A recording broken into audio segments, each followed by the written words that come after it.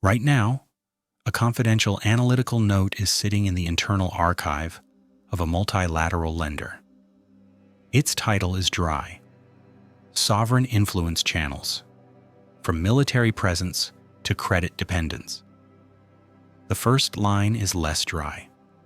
Where empires once advanced with armies, they now advance with interest rates and conditional loans. On the next page, there is a simple scheme: flag, then bank; base, then bond; occupation, then obligation. At the bottom of the diagram, one phrase summarizes the shift: from territory by force to territory by contract. The note does not claim that tanks have disappeared. It states that in many regions, they stallis apasnim instrumentum.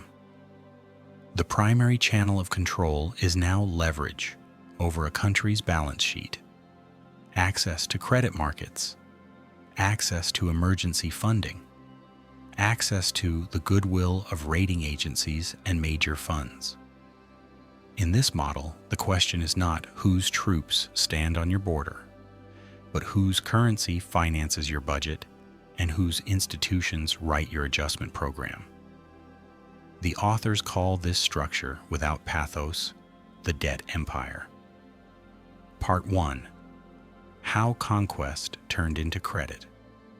The note starts with the British case because it shows the transition clearly. At the height of the British Empire, control was exercised through naval power, colonial administration, and direct rule.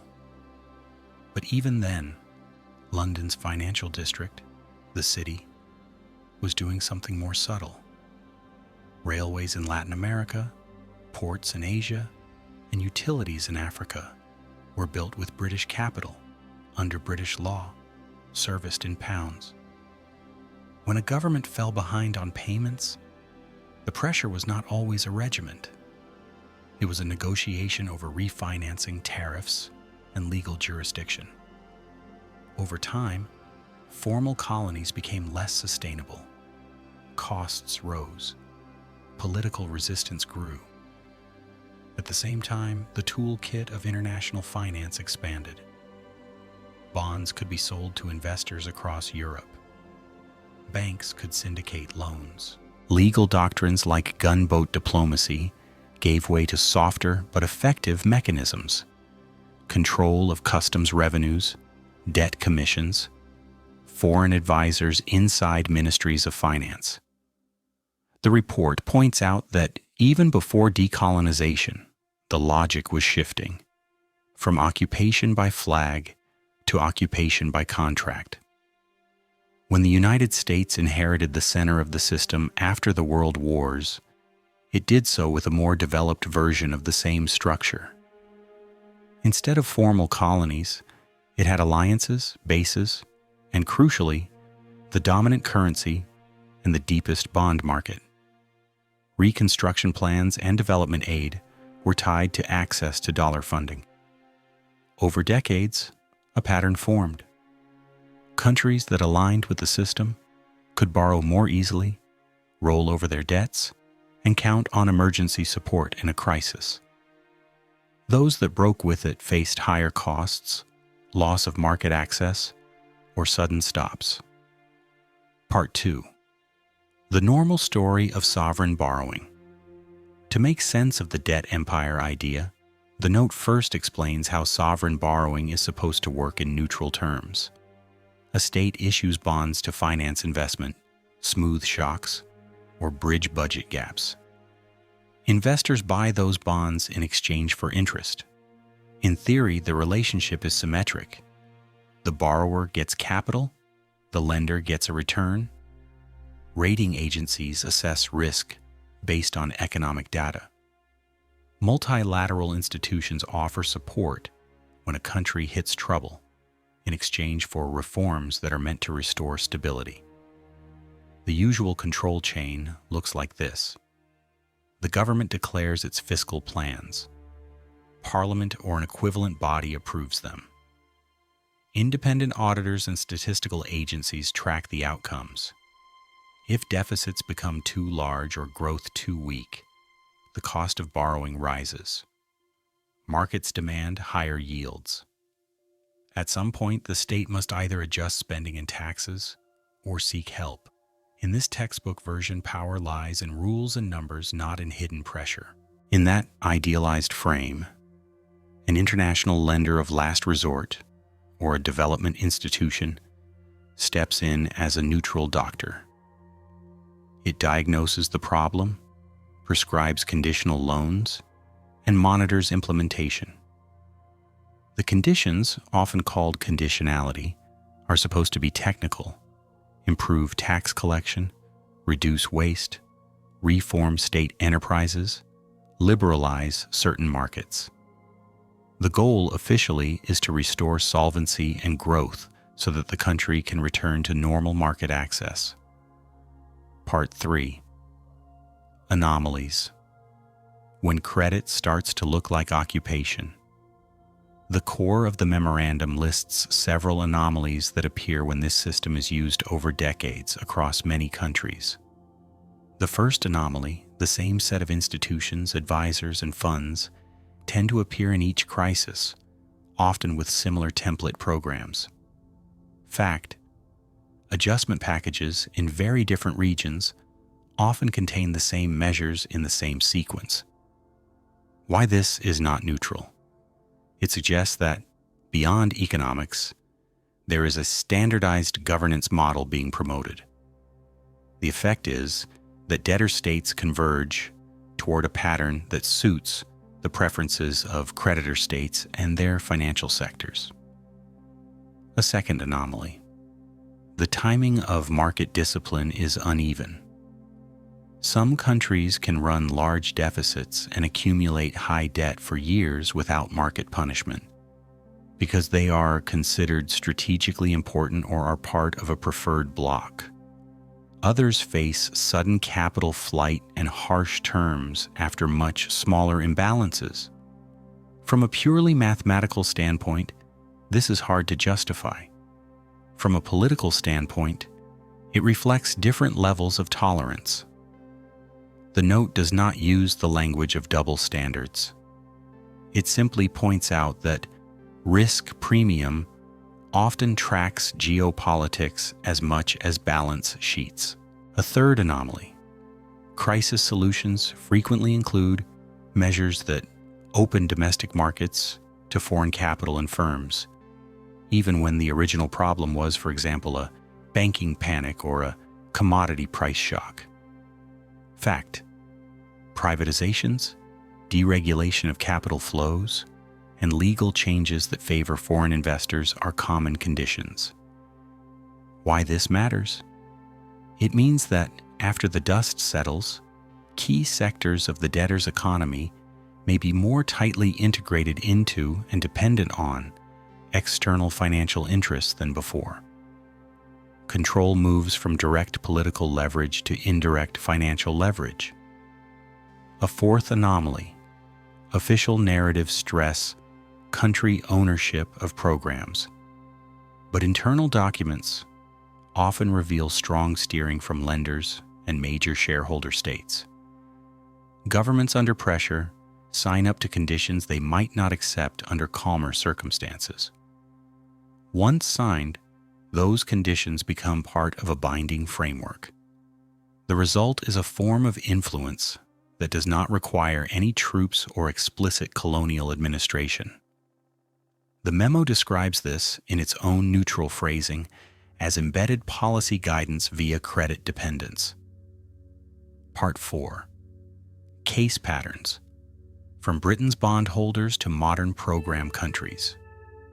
To illustrate the pattern, the note briefly revisits historical and modern cases without naming specific governments. In one 19th century example, a country with valuable resources and a weak fiscal base issued bonds in London. When it defaulted, an international commission took control of its customs revenue to ensure payment to bondholders. Formally, sovereignty remained. In practice, a key part of the state's income was earmarked and supervised from abroad. The occupation was not by infantry, but by accountants and collectors. In more recent decades, several states that turned to multilateral lenders during balance of payments crises found themselves in extended programs. Each new loan repaid the old one. Conditions piled up. Domestic political debate narrowed. It became less about what do we want to do, and more about what does the next review mission expect. The memo notes that some of these adjustments were necessary to correct clear imbalances, but it also records that, in many cases, policy space shrank to a narrow corridor defined elsewhere. The phrase occupation through interest appears in a side box. There, the authors simply lay out the arithmetic. If a large share of a country's budget goes to servicing external debt, and if the terms of that debt are set in markets and institutions dominated by a small group of states and financial centers, then a significant portion of that country's policy is already pre-committed. Choices about social spending, infrastructure, and even defense must fit within envelopes that creditors find acceptable. No need for bases or proconsuls. The constraint is built into the cash flow. Part 5. Hypotheses. Misaligned incentives or deliberate architecture. The analysis then presents two main interpretations. The first, more benign, is that this is an accidental empire. Under this view, global credit markets and institutions emerged to solve real problems: war reconstruction, development gaps, crisis management. Over time, network effects and path dependence gave more weight to certain currencies, cities, and institutions. The result is a system where some actors naturally wield more influence, without a single central plan. The distortions and asymmetries are seen as side effects of scale, not as an intentional design. The second interpretation is that while no single blueprint exists, key decisions have consistently moved in one direction. Structures have been reinforced that keep debtor states in a managed zone of dependence. Certain reforms, such as opening capital accounts and prioritizing external debt service, strengthen the position of external creditors relative to domestic constituencies. From this angle, debt empire is not about a conspiracy. It is about a series of rational choices by powerful actors, each of whom benefits from keeping the system as it is. The document suggests ways one might distinguish between these views. Internal correspondence, if ever disclosed, could show whether strategic considerations explicitly shaped conditionality and crisis responses. Voting records and governance structures in major financial institutions might reveal how often large shareholders override or steer technical advice. Patterns in which countries receive favorable terms, rollovers, or waivers would also be relevant. The note, however, stops short of a judgment. It flags the questions and moves on. Part 6. Current signals and the open question. In its closing pages, the note turns to the present without naming specific countries. It observes that global public and private debt are high by historical standards, and that many states depend on continuous access to low-cost funding. In that environment, the leverage of creditor institutions, official and private, is structurally greater than in earlier decades. Debtor states that might once have tried to reset or refuse now hesitate, because the costs of losing market access in an integrated world are immediate and severe. At the same time, there are signs of quiet pushback. Some regions are creating their own financial safety nets and currency swap lines to reduce reliance on a single center. Others are experimenting with local currency borrowing and alternative payment channels. These steps do not dismantle the existing debt empire, but they indicate that its reach is no longer unquestioned. For now, most governments still prefer to stay inside the established system and negotiate within its rules. The price of leaving feels higher than the price of staying. The note ends in the same restrained tone with which it began. It restates the simple idea. Where once empires projected power through territory and overt control, now much of that function is performed by balance sheets, contracts, and interest payments.